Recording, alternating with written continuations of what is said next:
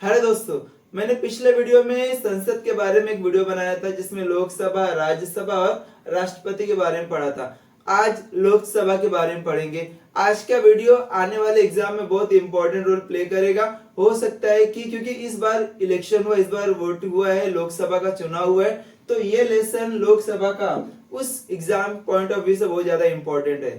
तो कोई भी गवर्नमेंट जॉब एग्जाम अभी आने वाला, एनटीपीसी का भी एग्जाम आने वाला है, आरआरबी का, उसमें भी ये बहुत सारे इंपॉर्टेंट इस लेसन में से, इस लोकसभा से एक या दो क्वेश्चन वहां पे देखने को मिलेगा। सबसे पहले देखना, पहला आर्टिकल 79, संविधान के आर्टिकल 79 में लोकसभा के बारे में डिटेल्स में बताया गया। लोकसभा में कितने मेंबर्स होने चाहिए, उनकी क्वालिफिकेशन कितनी होनी चाहिए, पूरा डिटेल्स लोकसभा में क्या क्या होता है उसका आर्टिकल 79 में, संविधान के आर्टिकल 79 में उसके बारे में लिखा गया है। तो ये वर्डिंग इंपॉर्टेंट है कि आर्टिकल 79, इसको ध्यान में रखना है आपको। और ये भी लिखा है संविधान में, ये भी लिखा है कि उसमें स्टार्टिंग में 552 मैक्स टू मैक्स 552 मेंबर्स हो सकते हैं, जिसमें से 530 मेंबर्स राज्यों से लिए जाएंगे और 20 मेंबर्स केंद्र शासित प्रदेशों से लिए जाएंगे। रिमेनिंग 2 मेंबर्स प्रेसिडेंट, राष्ट्रपति अपने तरफ से 2 एंग्लो इंडियन को क्या करेंगे, नामांकित करेंगे, चुनेंगे अपनी तरफ से। कौन? प्रेसिडेंट, हमारे देश के राष्ट्रपति अपनी तरफ से 2 मेंबर्स भेजेंगे पार्लियामेंट, वो एंग्लो इंडियन होना चाहिए। मैंने पिछली वीडियो में बताया था एंग्लो इंडियन क्या होता है। अभी वर्तमान में जो इलेक्शन हुआ था, वर्तमान में 545 सीट्स थे, जिसमें से 2 सीट्स एंग्लो इंडियन के थे और रिमेनिंग 543 पे वोट हुआ था, 543 पे चुनाव हुआ था, जिसमें से 530 सीट राज्यों से चुने गए थे और 13 सीट्स केंद्र शासित प्रदेशों से चुने गए थे। टोटल मिला के 545 सीट्स आपको लोकसभा में देखने को मिलेंगे। वहां पे जो मेंबर्स है, मेंबर्स ऑफ पार्लियामेंट, संसद, टोटल 545 संसद आपको लोकसभा में देखने को मिलते हैं। आगे कुछ बातें मैंने बताया, लोकसभा में एक अध्यक्ष होते हैं, एक उपाध्यक्ष होते हैं। अध्यक्ष मतलब एक स्पीकर होते हैं जो पूरे संसद को कंट्रोल करके रखते हैं। और अध्यक्ष का चुनाव मैंने बताया, अध्यक्ष का चुनाव कैसे होता है, जब भी पहली मीटिंग होती है उसी समय सभी मेंबर्स ऑफ पार्लियामेंट जमा होते हैं और एक वोट करते हैं किसी पर्सन के नाम का। जिनको ज्यादा वोट मिलता है वो पर्सन क्या होते हैं, अध्यक्ष के नाम पे, उनका पोस्ट अध्यक्ष के नाम पे होता है। तो अध्यक्ष का चुनाव उसी तरह, सभी लोग यहाँ पे लिखा भी मैंने, उपस्थित सदस्यों के बीच से अध्यक्ष का चुनाव होता है। जो भी उपस्थित रहेंगे उस समय उनका अध्यक्ष का चुनाव होगा। जिसको ज्यादा वोट मिलेगा वो अध्यक्ष, वो स्पीकर बनेंगे।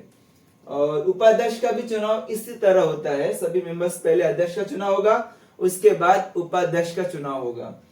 और अध्यक्ष का लाइफ टाइम, अध्यक्ष का अगर हम ड्यूरेशन की बात करते हैं तो जब तक लोकसभा रहेगा तब तक अध्यक्ष उस पोस्ट पे लगे रहे। एक लोकसभा का डिसॉल्व हुआ, लोकसभा का विघटन होता है, तो अध्यक्ष को भी उसका जीवन खत्म हो जाता है, मतलब उसका जो ड्यूरेशन है, जो टाइम पीरियड है, वो फिनिश हो जाता है। इसके कुछ अधिकार है, कुछ राइट्स है, वो देखना। सबसे पहले कार्यवाही व संचालन का जो नियम बनता है, जो विधि बनती है, संसद को चलाने के जो रूल्स रेगुलेशन बनते हैं, वो अध्यक्ष बनाते हैं। कोरम, अभी जब तक अध्यक्ष टोटल संसद में, लोकसभा में अगर 1/10 मेंबर से कम होंगे तो वहां पे उन लोग क्या करते हैं, मीटिंग कैंसिल कर देते। कौन? अध्यक्ष। 1/10 मतलब अभी टोटल 545 मेंबर्स है, टोटल सीट्स है, तो अगर इसमें 545 1/10 करेगा, नॉर्मली 54-55 मेंबर्स एक मीटिंग में प्रेजेंट होने चाहिए। अगर 55-54 मेंबर से कम है तो अध्यक्ष वो मीटिंग क्या कर सकता है, कैंसिल कर सकता है। उसे कोरम बोलते हैं। कोरम इज जो भी मेंबर्स है, मेंबर्स ऑफ पार्लियामेंट, उसका 1/10 मेंबर्स एट एनी कॉस्ट वहां पे प्रेजेंट होने चाहिए, तभी किसी टॉपिक पे डिस्कशन हो सकता है। अगर वो प्रेजेंट नहीं होते तो वो मीटिंग ही कैंसिल हो जाती है। और दूसरी बात, मत का प्रयोग, ये निर्णायक मत होता है। मान के चलो किसी टॉपिक पे सभी लोग मिलके वोट कर रहे हैं और दोनों का इक्वल वोट आ रहा है, मतलब 50% फेवर वाले, 50% अपोजिशन वाले क्या किए, वोटिंग कर दिए। तो उस केस में जब दोनों का इलेक्शन, मतलब 100 लोगों ने वोट किया, 100 में 50 फेवर कर रहे उस टॉपिक पे और 50 फेवर इसके अगेंस्ट में, तो उस केस में अध्यक्ष क्या करेगा, एक वोट डालेगा। तो जिसके फेवर है, जिसके अगेंस्ट में वो डालेगा, वो टॉपिक वो नियम बन जाएगा, वो कानून बन जाएगा, जिसका अगर वो टॉपिक सक्सेस हो जाएगा उसे हम लोग निर्णायक मत बोलते हैं। मतलब जो फाइनली वो बोलेगा वही काम होगा। वो मत का प्रयोग करता है, वोटिंग का प्रयोग करता है, और सामान्य जब नॉर्मली चलते रहेगा तो वहां पे वोट नहीं करता। वोट कब करता है? जब इक्वल प्रोपोर्शन देखने को मिला, वहां पे भी सेम 50 लोग हाँ बोल रहे, 50 लोग ना बोल रहे, तो ये पैसा पहला पर्सन या तो हाँ के फेवर में जाएगा या तो ना के फेवर में। वो तभी वोट करेगा जब इक्वल होगा, तब वो निर्णायक मत बोलते थे।